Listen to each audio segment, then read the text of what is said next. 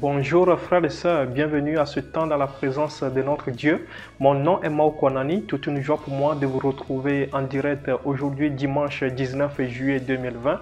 Alors que nous sommes dans la présence de notre Dieu, je crois qu'il va encore parler à chacun de nous au nom de Jésus-Christ. Il va nous instruire, il va nous restaurer, il va nous édifier, je le crois absolument. Prions maintenant et confions-lui ce temps.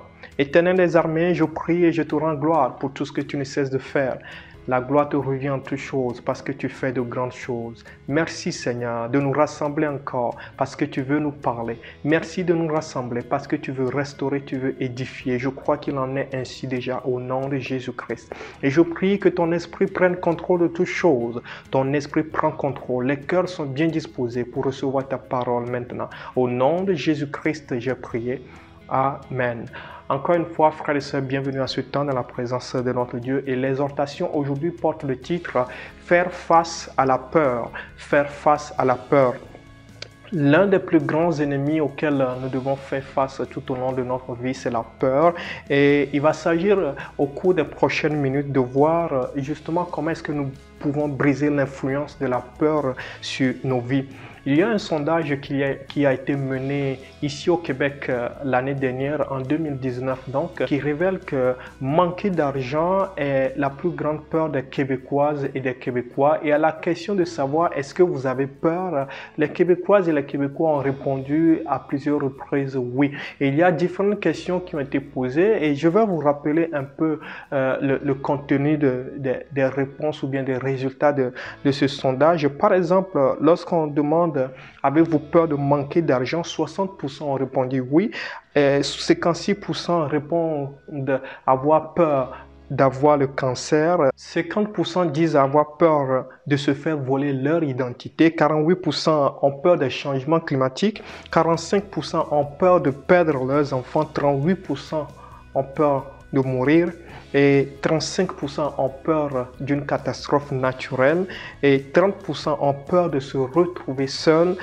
27% ont peur de se faire agresser, 27% ont peur d'une attaque terroriste, 24% des Québécoises et des Québécois ont peur d'une attaque nucléaire ou bien d'une guerre nucléaire, 21% ont peur de prendre l'avion et 21% ont peur de perdre leur emploi. Et je parle des Québécoises et des Québécois, mais les chrétiens n'échappent pas à ce constat. Les chrétiens vivent aussi des peurs. Les chrétiens ont peur de différentes situations, de beaucoup de choses qui surviennent dans leur vie. Mais il y a une chose que je voudrais nous rappeler aujourd'hui, c'est que lorsque nous parcourons la parole de Dieu, lorsque nous parcourons la Bible, nous découvrons que la parole de Dieu, la Bible regorge de versets, la Bible regorge de passages qui nous rappellent quelle est la perspective de Dieu par rapport à la peur et quelle est la perspective que Dieu demande que nous, ses enfants, nous ayons par rapport à la peur. Dans des centaines de passages, on retrouve le terme, on retrouve l'expression « n'aie pas peur, n'aie pas crainte », etc.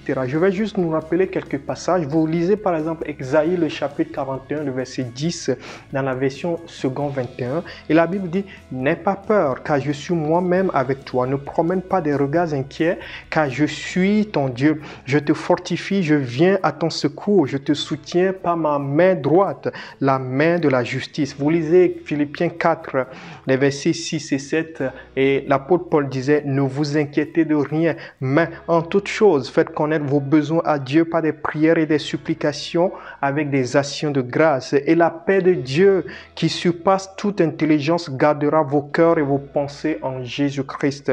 Et le Seigneur Jésus-Christ lui-même disait, vous lisez dans Jean le chapitre 14, le verset 27 dans la version Semeur, je pars, mais je vous laisse ma paix.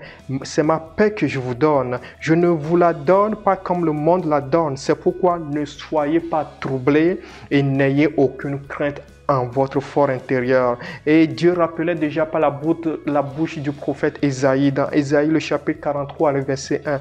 Maintenant, voici ce que dit l'Éternel, celui qui t'a créé, Jacob, celui qui t'a façonné, Israël. N'aie pas peur, car je t'ai racheté, je t'ai appelé par ton nom, tu m'appartiens. Le Seigneur Jésus-Christ rappelle aussi dans Matthieu le chapitre 6, le verset 34, « Ne vous inquiétez donc pas du lendemain, car le lendemain aura soin de lui-même. À chaque jour suffit sa peine. » On peut continuer ainsi de suite. Je peux continuer, citer des passages de la parole de Dieu qui nous rappellent que nous ne devons pas avoir peur. Mais il y a deux questions que je voudrais nous amener à nous poser aujourd'hui, auxquelles nous allons répondre. La première question, c'est: pourquoi est-ce que Dieu est contre la peur? Pourquoi Dieu ne veut-il pas que nous, ses enfants, nous ayons peur? Parce qu'au travers de la parole de Dieu, j'ai rappelé quelques passages tout à l'heure, Dieu dit « n'aie pas peur ». Dieu dit à différentes reprises « ne crains rien ». Pourquoi donc Dieu ne veut-il pas que nous, ses enfants, nous ayons peur, comme on les découvre justement dans la parole de Dieu? Et la seconde question à laquelle nous allons répondre, frères et sœurs, c'est: quels sont donc les pas que nous, les enfants de Dieu, nous devons poser pour vaincre la peur dans nos vies? Répondons à la première question, et c'est le premier point du message de ce jour. Pourquoi Dieu ne veut-il pas que nous ayons peur? Eh bien, retenons, frères et sœurs, que la peur nous dépossède de notre potentiel. La peur te dépossède de ton potentiel. Dieu connaît l'impact de la peur sur nos vies. Dieu sait comment la peur peut te rendre incapable d'entrer dans le plan que lui, il a formé pour ta vie. Comment est-ce que la peur est apparue dans le monde? Vous lisez l'histoire d'Adam et Ève dans le jardin d'Éden et nous voyons à un moment donné que la peur s'est introduite dans le monde. Vous lisez Genèse le chapitre 3, le verset 10, et Adam va dire quelque chose à Dieu. La Bible dit que Adam et Ève ont péché et Dieu se présente dans le jardin d'Éden. Mais Genèse 3, le verset 10 dit ceci: il répondit, c'est Adam qui répondit: j'ai entendu ta voix dans le jardin et j'ai eu peur parce que je suis nu et je me suis caché. Adam a péché.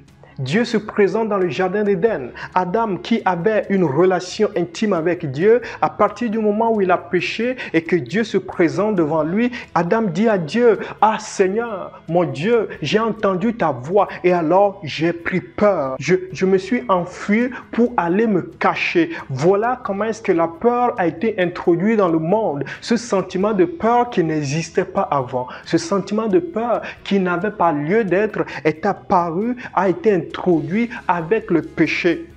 Cela nous amène à comprendre que la désobéissance à Dieu a créé cette atmosphère pour que la peur soit introduite dans le monde. Et quand la peur vient, frères et sœurs, elle vient avec des effets néfastes. Quand la peur vient, frères et sœurs, la peur vient avec des effets négatifs. Et c'est ce qu'on a pu voir dans la vie d'Adam et Ève. Adam dit: Seigneur, j'ai entendu ta voix et je me suis enfui loin, loin, loin pour aller me cacher. Qu'est-ce que la peur fait? Lorsque la peur vient, la peur s'introduit dans nos vies, frères et sœurs. La peur nous domine. La peur te domine. La peur te dit quoi faire. La peur te dit ce que tu dois faire. La peur contrôle ta vie. Et c'est ce que la peur a fait avec Adam. La peur lui a dit: quitte la face de Dieu. La peur lui a dit: cours, cours, cours, enfuis-toi, va te cacher. Lorsque la peur entre dans nos vies, la peur nous domine et prend contrôle des décisions qu'on doit prendre. Lorsque la peur entre dans nos vies, la peur nous paralyse. On ne sait plus quoi faire. On ne sait pas nécessairement quelle décision prendre. Regarde un peu ta vie. Tout ce que tu vis, la peur t'a envahi. La peur a pris possession de toi et justement, tu es paralysé. Tu ne sais pas quoi faire. Tu ne sais pas quelle décision prendre. Tu ne sais pas quel pas poser parce que la peur t'a paralysé. Et lorsque la peur vient dans nos vies, la peur nous tourmente. La peur tourmente des frères aujourd'hui. Plusieurs sœurs sont tourmentées par la peur parce qu'ils sont envahis complètement. Ils n'arrivent même plus à dormir la nuit parce qu'ils ont peur. Ils n'arrivent pas à entrer dans leur famille parce qu'ils ont peur. La peur les tourmente. La peur a enlevé leur paix. Et c'est pour ça que le Seigneur Jésus-Christ a dit à ses disciples: je vous donne ma paix. Parce que justement, frères et sœurs, la peur tourmente et nous avons besoin de la paix que Dieu donne. La peur déçoit, la peur affaiblit et surtout, frères et sœurs, la peur nous détourne du plan merveilleux de Dieu pour nos vies. C'est ce qu'il a fait avec Adam et Ève. Ils étaient là tout peinants dans le jardin d'Éden. Ils n'avaient à s'inquiéter de rien. Mais dès que la peur les a envahis, dès que la peur est entrée dans leur vie, à cause de la désobéissance, à cause du péché, ils se sont détournés du plan merveilleux de Dieu pour leur vie. Ils étaient censés être dans le jardin d'Éden, mais ils ont été chassés parce que c'est ce que la peur fait. La peur dans ta vie, mon frère, ma soeur, t'a détourné hier du plan de Dieu pour ta vie, du plan merveilleux de Dieu pour ta vie. Mais je viens aujourd'hui avec une bonne nouvelle. Je viens te dire, mon frère, ma soeur, qu'il n'est pas encore tard. Il n'est pas encore tard. Tu peux encore vaincre la peur dans ta vie afin que le plan merveilleux de Dieu pour ta vie, le plan merveilleux que Dieu a formé pour ta vie, tu puisses y entrer. Il n'est pas encore trop tard. C'est encore possible. Regarde tout autour de toi qu'il y a ton mari, il y a ton enfant, tu connais quelqu'un, tu connais un ami, tu connais une collègue qui, envahi par la peur, qui, pris par la peur, a pris des décisions qui l'ont amené loin de Dieu, a pris des décisions, a posé des pas, fait des choix qui l'ont amené loin de Dieu. C'est ce que la peur fait. Et c'est peut-être ton cas. Mais je viens te dire, comme je l'ai rappelé tout à l'heure, il n'est pas encore trop tard. Il y a encore possibilité que tu puisses vaincre l'influence, que tu puisses vaincre l'influence de la peur, que tu puisses briser l'influence de la peur dans ta vie afin que le merveilleux plan que ton Dieu a formé pour ta vie et dont la peur voulait te détourner, tu puisses y entrer au nom de Jésus-Christ. Au nom de Jésus, c'est encore possible, frères et sœurs. C'est possible. Je voudrais t'inviter à recevoir ce message pour toi aujourd'hui.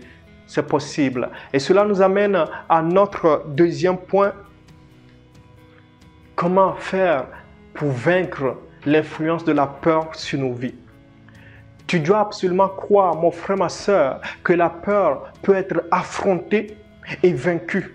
La peur dans ta vie peut être affrontée et vaincue. Quelle que soit la nature de la peur, elle peut être affrontée et vaincue. Voilà une parole que tu dois saisir. Parce qu'une chose est sûre, mon frère, ma soeur, tu ne pourras jamais vaincre la peur. Nous ne pourrions jamais vaincre la peur tant que nous ne serons pas convaincus en notre fort intérieur, du plus profond de nos cœurs, que la peur peut être affrontée et vaincue au nom de Jésus-Christ. Répète après moi, la peur peut être affrontée, la peur peut être vaincue. Répète après moi, mon frère, ma soeur, toi qui me suis actuellement, je peux affronter la peur dans ma vie. Je peux vaincre la peur dans ma vie au nom de Jésus-Christ. Considérons un peu l'histoire de David et de Goliath, une histoire que vous connaissez sans doute très bien. La Bible dit que les Philistins se sont levés contre le peuple de Dieu et ils étaient là pour faire bataille, pour faire la guerre au peuple de Dieu, à Israël. Le peuple de Dieu était d'un côté de la vallée et les Philistins étaient de l'autre. Mais les Philistins ont choisi une autre stratégie pour la bataille cette fois-ci. Au lieu de s'avancer tous pour la guerre, ils ont désigné un homme qui s'appelait Goliath, qui s'était avancé devant le peuple de Dieu et qui narguait le peuple. Et il disait, choisissez quelqu'un parmi vous et qu'il vienne combattre contre moi. Et s'il me fait tomber, vous avez la victoire. Mais si moi je le fais tomber, c'est nous qui avons la victoire. Et jour après jour, Goliath narguait le peuple de Dieu. Goliath défiait le peuple de Dieu. Et la Bible dit que le peuple de Dieu avait peur. Lisons 1 Samuel, le chapitre 17, le verset 11. Et la Bible dit, Saül et tout Israël entendirent ces paroles du Philistin, et ils furent effrayés et saisis d'une grande crainte. Lorsque Goliath a commencé à narguer le peuple de Dieu, répéter jour après jour, oui, ces paroles de défiance à l'égard du peuple de Dieu et de Dieu lui-même, la Bible dit que Saül, le roi du peuple de Dieu, et tout Israël, en entendant ces paroles de défiance, ils avaient peur, ils étaient pris de crainte et d'une grande crainte, d'une grande peur, comme c'est le cas pour plusieurs aujourd'hui, parce que tu fais face à des paroles de défiance qui te sont adressées. Un frère, une sœur, un membre de la famille, un collègue, un ami ou juste une connaissance t'a adressé des paroles de défiance ou bien pose des pas qui sont des pas de défiance. Il dit des choses qui sont des paroles de défiance à ton égard et tu prends peur de la même manière que Saül et tout Israël avaient pris peur devant Goliath qui ne cessait de les narguer. C'est l'histoire de plusieurs. Mais la Bible dit qu'il vint un jeune homme et ce jeune homme s'appelait David. Il est venu, il dit, mais qu'est-ce qui se passe ici? Comment ce Philistin peut-il se permettre de nous narguer ainsi? Vous lisez 1 Samuel, le chapitre 17, le verset 26, et la Bible dit, David dit aux hommes qui se trouvaient près de lui, que fera-t-on à celui qui tuera ce Philistin et qui ôtera l'opprobre de dessus Israël? Qui est donc ce Philistin, cet incirconcis, pour insulter l'armée du Dieu vivant? Écoutez bien, il dit, qui est donc ce Philistin, cet incirconcis, pour insulter l'armée du Dieu vivant? David a qualifié Goliath, le Philistin, d'incirconcis. Et en le qualifiant d'incirconcis, il ne parlait pas nécessairement de l'état physique de Goliath. Vous savez, Dieu avait noué une alliance avec son peuple et cette alliance était symbolisée par la circoncision. Lorsque David rappelait que Goliath était un incirconcis, en fait, il était en train de rappeler qu'il n'existait pas d'alliance entre Goliath, il n'existait pas d'alliance entre les Philistins et Dieu, mais l'alliance existait plutôt entre Dieu et son peuple. Et Israël représentait le peuple de Dieu. Comment est-ce que quelqu'un qui n'a pas de relation, comment est-ce que quelqu'un qui n'a pas d'alliance avec Dieu pouvait se permettre de narguer le peuple qui a une alliance avec Dieu? Voilà ce qu'il faut comprendre de ce passage. David était en train de dire, mais comment est-ce que nous qui sommes le peuple de Dieu, comment est-ce que nous, avec qui Dieu a promis être, comment est-ce que nous qui appartenons à Dieu, comment pouvons-nous avoir peur d'un peuple qui n'a pas pour Dieu l'Éternel des armées? Comment pouvons-nous avoir peur d'un peuple qui a pour Dieu des idoles taillées en pierre et en bois?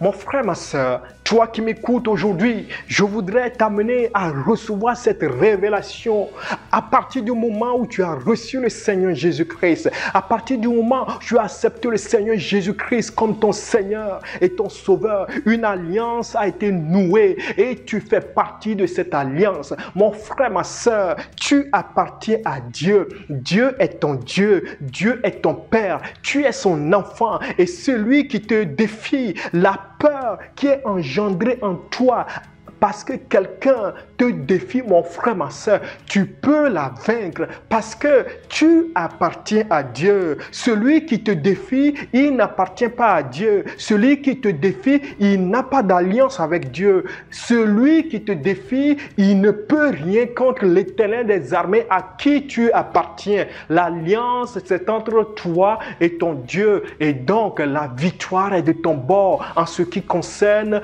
la victoire sur la peur. Au nom de Jésus-Christ. Au nom de Jésus. La Bible rapporte un peu ce qui va se passer après lorsque David s'est présenté devant Goliath.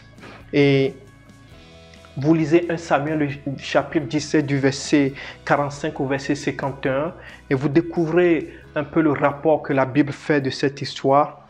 Et je voudrais nous amener à faire un exercice. Si tu me suis actuellement et que tu as ta Bible à côté de toi, je voudrais t'inviter à l'ouvrir. Ouvre 1 Samuel, le chapitre 17, du verset 45 au verset 51. 1 Samuel, le chapitre 17, du verset 45 au verset 51. Nous allons ensemble faire un exercice maintenant.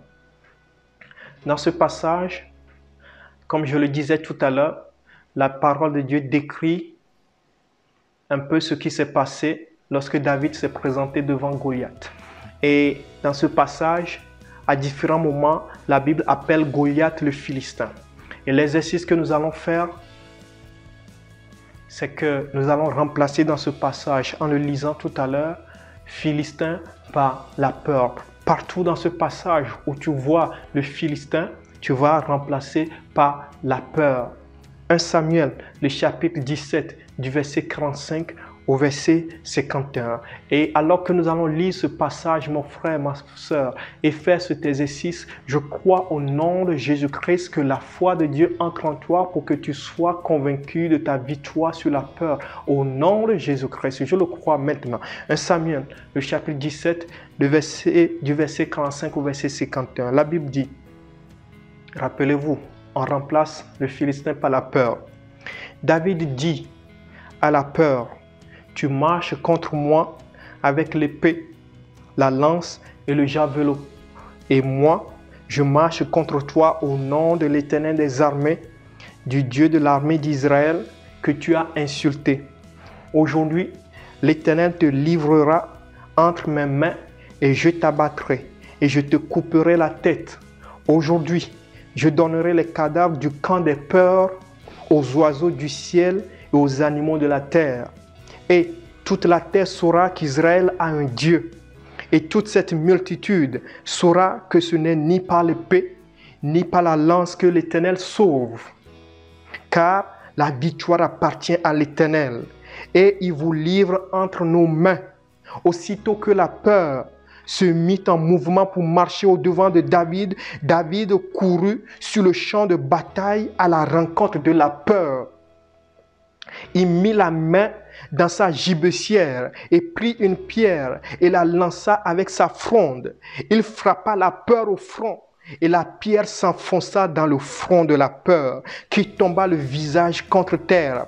Ainsi, avec une fronde et une pierre, David fut plus fort que la peur. Il la terrassa et lui ôta la vie sans avoir d'épée à la main. Il courut, s'arrêta près de la peur, se saisit de son épée qu'il tira du fourreau, la tua et lui coupa la tête. Les peurs, voyant que leur héros était mort, prirent la fuite. Amen. Amen. Reçois cette révélation pour toi aujourd'hui, mon frère, ma soeur. Ce que David a fait face à Goliath, tu le fais aussi face à la peur. Au nom de Jésus-Christ. Au nom de Jésus-Christ. Après la défaite des Philistins, en ce jour-là, la vie de David a changé complètement. Il a été lancé sur le chemin de la royauté. La Bible dit que, oui, David, lorsqu'ils sont retournés au peuple, après les femmes chantaient, David a tué 10 000, Saül a tué 1000. Et à partir de ce moment-là, le chemin a été tracé pour la royauté de David. Je voudrais dire à quelqu'un aujourd'hui, toi qui m'écoutes maintenant, il y a un ennemi qui se tient debout entre toi et le futur que Dieu a planifié pour toi. Et cet ennemi, c'est la peur. Et il faut faire face à cet ennemi, le vaincre, pour que tu sois lancé dans ton futur planifié par Dieu. Et c'est ce que David a fait avec Goliath. Il a fallu qu'il terrasse Goliath. Il a fallu qu'il lui coupe la tête. À partir de ce moment, il a été lancé sur le chemin de la royauté. Mon frère, ma soeur, ton Goliath, tu dois l'abattre pour entrer dans le plan merveilleux de Dieu pour ta vie. Parce que Goliath te retient, la peur de ta vie te retient. Affronte cette peur, terrasse-la et tu seras lancé dans le merveilleux plan de Dieu pour ta vie. Au nom de Jésus-Christ. Il faut faire face. Ça, c'est une réalité. Il faut faire face. Et justement, les pas que tu dois poser, je les résume en 4 points qui se trouvent dans le mot face. La première lettre, c'est F, comme foi. Il faut que tu aies la foi en la parole et en la nature de Dieu. Tu dois croire absolument, mon frère, ma soeur, que Dieu est ce qu'il est. Dieu est l'Éternel des armées. Dieu a créé l'univers tout entier. Est-ce que tu le crois? Tu dois croire que Dieu ne peut être défait. Tu dois croire qu'en Dieu, il n'y a pas d'échec. Est-ce que tu le crois? Je te pose la question maintenant. Est-ce que tu crois en Dieu? Est-ce que tu as cette foi, conviction ferme et intérieure que Dieu est celui qui donne la victoire sur la peur? Est-ce que tu crois que Dieu, dans sa nature même, ne peut pas être défait, mon frère, ma soeur? Est-ce que tu crois en la toute-puissance de Dieu? Crois-tu que rien n'est impossible à Dieu? Crois-tu que rien n'est trop difficile pour lui? Crois-tu que c'est l'Éternel des armées qui a frayé un chemin au travers de la mer Rouge? Crois-tu que l'Éternel des armées a séparé la mer Rouge en deux pour que son peuple, Israël, puisse passer à sec? Crois-tu que l'Éternel des armées a séparé le Jourdain en deux? Crois-tu que le Seigneur, l'Éternel des armées, a ressuscité notre Seigneur Jésus-Christ d'entre les morts alors qu'il était enterré et enseveli?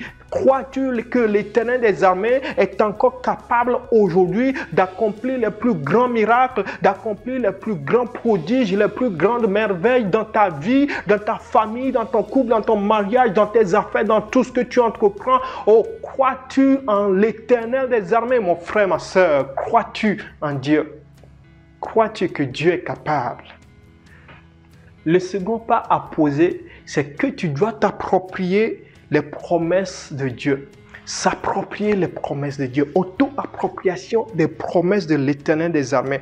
Nous découvrons au travers de la parole de Dieu différentes promesses reliées à notre victoire. Et au début de ce message, nous avons lu des passages qui sont en fait des promesses de l'Éternel des armées en ce qui concerne notre victoire sur la peur. Tu dois t'approprier ces promesses, mon frère, ma soeur. David savait que l'Éternel des armées était avec lui. Nous avons cette promesse de Dieu qu'il est avec nous. Quel que soit ce que nous traversons, quel que soit ce que nous vivons, Dieu est avec nous. L'Éternel des armées est avec moi. C'est une promesse. Je crois en cette promesse. Je m'approprie cette promesse. David avait pris pour lui la promesse de l'Éternel des armées d'être avec son peuple, de combattre pour son peuple, ce que le peuple ne faisait pas. Le peuple, lui, n'avait pas cette promesse pour lui.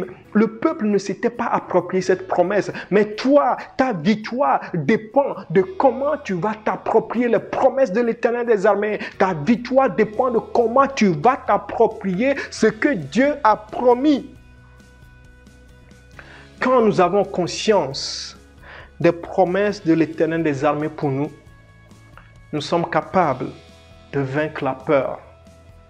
Prends conscience aujourd'hui des promesses de l'Éternel des armées.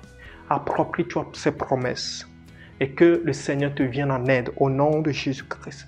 Le troisième pas que tu dois poser, c'est la connaissance et le suivi des conditions de Dieu. La connaissance et le suivi des conditions de Dieu. Nous devons connaître et suivre les conditions de Dieu. Vous savez, frères et sœurs, nous ne pouvons pas obtenir la victoire. Nous ne pouvons pas marcher dans la victoire si nous menons une vie qui n'est pas une vie d'obéissance à Dieu. C'est l'obéissance à Dieu qui mène à la victoire. C'est lorsqu'on obéit, lorsqu'on marche avec Dieu, qu'on entre dans la victoire, qu'on vit la victoire, frères et sœurs. Parce que nous ne pouvons pas mener une vie de compromission avec le monde. Nous ne pouvons pas mener une vie d'un pied dedans, un pied dehors et espérer que Dieu nous vienne en aide et espérer que Dieu nous vienne au secours et espérer que Dieu nous accorde la victoire. Non, frères et sœurs, toutes les promesses de la parole de Dieu, vous les lisez, ce sont des promesses liées à des conditions. Vous lisez la parole de Dieu et vous découvrez que si nous faisons ceci, Dieu fera cela pour nous. Si nous faisons ci, Dieu fera ça pour nous. La parole de Dieu est ainsi. Frères et sœurs, je nous exhorte aujourd'hui à prendre conscience que nous devons connaître et suivre les conditions liées aux promesses de l'Éternel des armées. Plusieurs Plusieurs d'entre nous, malheureusement, lisent les promesses de l'Éternel des armées. Dieu a promis être avec moi et ça s'arrête là. Non, frères et sœurs, nous avons besoin de nous engager complètement avec notre Dieu. Nous avons besoin de prendre la décision de marcher avec lui. Nous avons besoin de prendre la décision de vivre pour lui. Et ainsi, nous verrons la main puissante de Dieu agir dans nos vies. Je prie maintenant que tu prennes une décision de connaître et de suivre les conditions liées aux promesses de l'Éternel des armées. Et tu verras la gloire de Dieu resplendir sur ta vie. Et tu obtiendras la victoire sur la peur qui fait en sorte que tu n'entres pas dans ce que Dieu a préparé pour toi. Que Dieu te fasse grâce. Que Dieu te fasse grâce. Nous devons arriver à un niveau où nous disons, si Dieu dit que c'est bon, alors je dis que c'est bon. Si Dieu dit que c'est mauvais, alors je dis que c'est mauvais. Si Dieu dit vas-y, alors j'y vais. Si Dieu dit n'y va pas, alors je n'y vais pas. Si Dieu dit ne le fais pas, alors je ne le fais pas. Si Dieu dit parle, alors je parle. Si Dieu dit ne parle pas, alors je ne parle pas. Il faut qu'on arrive à ce niveau dans notre marche avec Dieu, frères et sœurs. Et ainsi, nous verrons la gloire de Dieu resplendir sur nos vies. Et ainsi, nous verrons la main puissante de Dieu agir dans nos vies. Nous obtiendrons des victoires après victoires. Nous relèverons des défis après défis. Nous marcherons constamment dans la gloire de Dieu, frères et sœurs. C'est ma conviction profonde. Reçois cette parole pour toi aujourd'hui, au nom de Jésus-Christ. Au nom de Jésus. Bien souvent, nous pensons que nous savons mieux que Dieu ce qu'il faut faire. Mais frères et sœurs, Dieu il sait mieux que nous ce que nous devons faire. Confions-nous donc à lui et marchons suivant ses préceptes, suivons ses commandements et nous verrons sa gloire resplendir au nom de Jésus-Christ. Et le quatrième pas à poser, c'est le E, engagement contre l'ennemi. Engagement contre l'ennemi. Qu'est-ce que David a fait? David, lorsqu'il s'est présenté sur le champ de bataille, il s'est engagé contre Goliath. La Bible dit qu'il est allé face à face avec l'ennemi. Il a couru vers l'ennemi. C'est ce qu'il a fait. Il n'a pas fui. Non, il est allé au-devant de l'ennemi.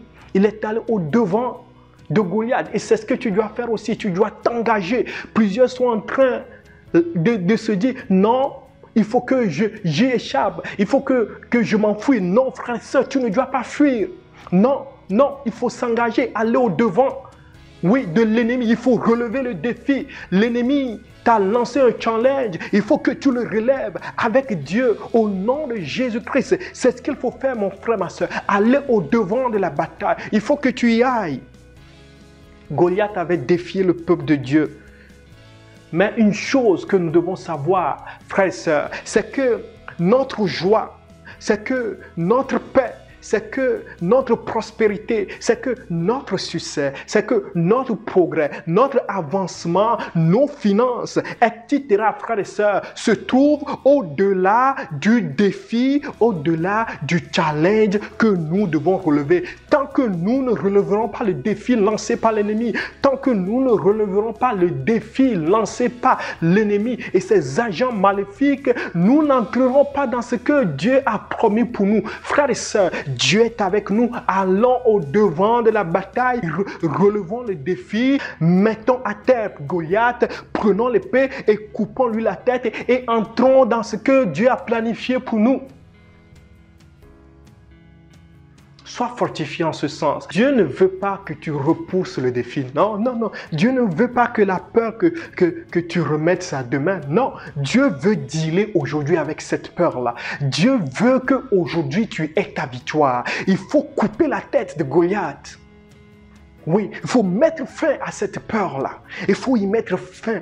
Il faut y mettre fin. Cette peur qui fait en sorte que ce que Dieu a planifié pour ta vie, tu n'y entres pas. Il faut y mettre fin. Aujourd'hui, c'est aujourd'hui que ça se passe. Je prie maintenant et je demande que la force de Dieu entre en toi. Que la force de Dieu entre en chacun de nous afin que nous puissions prendre conscience que nous devons nous engager contre l'ennemi. Dieu est avec nous, la victoire est de notre bord. Nous combattons dans la victoire au nom de Jésus-Christ et nous vainquons la peur, quelque forme de peur que ce soit, quelle que soit l'origine, quel que soit celui qui nous défie. Je déclare au nom de Jésus-Christ aujourd'hui que nous avons la victoire. Oui, la victoire est de notre bord. Lève-toi mon frère, ma soeur, relève ta tête et dis-toi, cette peur est vaincue au nom de Jésus-Christ.